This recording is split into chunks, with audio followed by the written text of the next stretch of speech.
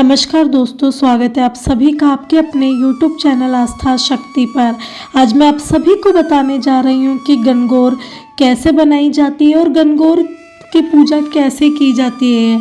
यानी गणगौर वाले दिन हम जो ईसर और गणगौर माता की पूजा करते हैं वो कैसे करते हैं, तो चलिए आरंभ करते हैं। होली के दूसरे दिन छारंडी से चैत सुदी तीज तक कुंवारी लड़कियां और औरतें जो भी चाहे 16 दिन तक गणगौर की पूजा करें। इस दिन सवेरे 8 पिंडियां होली की राख की और 8 पिंडियां गोबर की बनाकर एक छोटी टोकरी में दूब बिछाकर रखें। लड़कियां सवेरे बाहर से एक लोटा जल, दूब, फल लेकर दूब लाने का गीत गाती वापिस आवे। जमीन पर गोबर मिट्टी का चौका देकर पिंडियां रखे। दीवार पर एक काजल की और एक रोली व एक मेहंदी की टीकी दे देवे। पिंडियों पर जल का छींटा देवे। गोबर की पिंडियों पर रोली कर और राख की पिंडियों पर काजल का टीकी लगानी चाहिए। एक लोटे में थोड़ा जल, एक कोड़ी, एक सुपारी, एक छल्ला, एक पैसा डालकर धूप से 16 बार छींटे देना चाहिए। एक खेल का गीत गाते हुए लोटा उलट देना चाहिए। कोड़ी, छल्ला वगैरह पिंडियों को कोई लगाकर अपनी आँख के आसपास लगाना चाहिए। पीछे पिंडियों को लेकर खड़े हो जाए। शीतला माता के दिन इसी प्रकार पूजा करें। शीतला माता के दिन ईसर गणगौर लावे वे दीवार पर भी बनाए। कुम्हार के पास से मिट्टी लाने का गीत गाते हुए एक कुंडे में गणगौर बनाने को मिट्टी और एक धूप उगाने को खाली कुंडा लेकर आए। गणगौर को सजाकर कुंडे में धूप बिछाकर रखें। दूसरे कुंडे में जवारे मिट्टी में गेहूं डालकर रखें। बाहर से पानी पिलाने का गीत गाएं और गणगौर के प्रसाद चढ़ाकर पानी पिलाएं। शाम को धूप का गीत गाते हुए धूप करें। रात को भी गीत गाएं। दूसरे दिन पिंडी और गणगौर दोनों की पूजा करनी चाहिए। अब मैं आप सभी को बता रही हूँ कि अगर आपके घर में गणगौर बनाई गई है तो आप उस दिन कैसे पूजा करें। अगर घर में गणगौर बनाई है तो उसकी पूजा करें, नहीं तो बाहर किसी के बनाई है तो वहाँ चले जाना चाहिए। अपने यहाँ पर घर नहीं बनाते हैं तो कोई विघ्न बुजुर्गों के कारण पड़ गया है तो किसी दूसरे के यहाँ जाकर ही हम गणगौर पूज सकते हैं। किसी के यहाँ नई लड़की की शादी हुई हो और उसने गणगौर बनाई हो और उसने 16 दिन की गणगौर पूजी हो तो वहाँ पूजना श्रेष्ठ रहता है। यदि बाहर से गणगौर घर में मंगाई हो तो मिट्टी का चौका देकर धूप जवारे बिछाकर गणगौर को कुंडे में से निकाल कर बैठा देना चाहिए। इस दिन हलवा बनाना चाहिए। थोड़ा सा कठोर आटा गूंथ कर फल बनाना चाहिए। इस आटे में नमक नहीं डालना चाहिए। औरत के पूजा करने के लिए 8 और कुंवारी लड़की के पूजा करने के लिए 16 फल बनाने चाहिए। कहीं इसका उल्टा करते हैं, लड़की के 8 और औरतों के 16। इसलिए जैसा रिवाज हो वैसा ही कर ले आप, जो भी आपकी इच्छा अनुसार हो।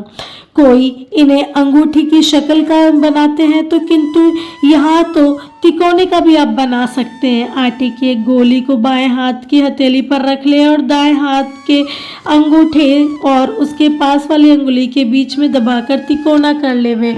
किसी किसी के यहाँ तो तल कर चढ़ाते हैं, किंतु हमारे यहाँ तो ये कच्चे फल ही चढ़ाते हैं। बथुआ मंगा लेना चाहिए और उसे उबालकर जितनी पूजने वाली हो उतनी पिंडियां बना लेनी चाहिए। बथुए के कुछ डंठल ईसर गणगौर के दातन के लिए पूजा की थाली में रख देने चाहिए। ईसर के कुर्ता पजामा के लिए सफ़ेद कपड़े के टुकड़े और पाक के लिए पीला और गुलाबी टुकड़ा रख लेवे और गणगौर के लिए लहंगा ओढ़ने के लिए पीला और गुलाबी कपड़े के छोटे छोटे टुकड़े गोटा लगाकर रख लेने चाहिए।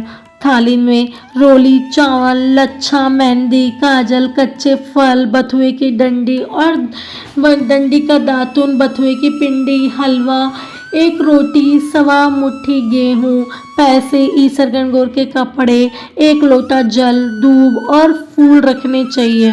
वैसे दूब और फूल जहाँ गणगौर मांगी जाती है वहाँ भी मिल जाते हैं। जो लोग ज़्यादा मंगा कर रखते हैं तो उन्हीं में से हम यूज़ ले सकते हैं। पूजा करो तब थाली में थोड़े से गेहूं बचा कर बाकी ईसर गणगौर पर चढ़ा दे। चल के छींटे दे दे। ईसर गणगौर की मूर्ति पर भी और दीवार पर भी ईसर गणगौर बनाई हो वहाँ भी रोली के छींटे देवे। सूर्य, चंद्रमा और गणेश जी जहाँ भी गणगौर दीवार पर बनाई हो वहाँ पर गणगौर के जल के छींटे दे दे। जो भी आपने बथुए की डंडी ली थी उससे मंजन करावें, रोली के छींटे देवें, चावल, मेहंदी, काजल लगाएं और कपड़े चढ़ाएं। वह हलवे में से दोनों को भोग लगाएं। रोटी और बथुए की पिंडी सिर्फ गणगौर पर चढ़ावें और टुकड़ा तोड़कर जिमावें। फिर जल का छींटा देकर जल पिला दे। पूजा करें तब शुरू में एक बड़ा सा लच्छा मेहंदी से हार की तरह दीवार पर लगा देवें। औरतें 8-8 और कुंवारी कन्या 16-16 टीकी, रोली, मेहंदी और काजल की लगाएं। दूब और जवारे चढ़ाएं और औरत से और लड़की से सीधे हाथ की छोटी यानी चिकली अंगुली आपस में पकड़कर जोड़ा बनाएं। यदि कोई स्त्री गर्भवती हो तो वह गर्भवती से ही बनाए या अंगुली में चूड़ा रखकर पकड़कर जोड़ा बनावे और हाथों में दूब और जवारे ले लेवे। जवारे नहीं हो तो खाली दूब से काम चलावें। फिर औरतें 8 बार और लड़कियां 16 बार गणगौर पर छींटा दें और साथ में औरतें 8 बार और लड़कियां 16 बार इस प्रकार बोलें। वह बीच बीच में थोड़ी थोड़ी देर में छींटा दें। और जो गीत गाती है बीच में पूजा करते समय वो इस प्रकार है।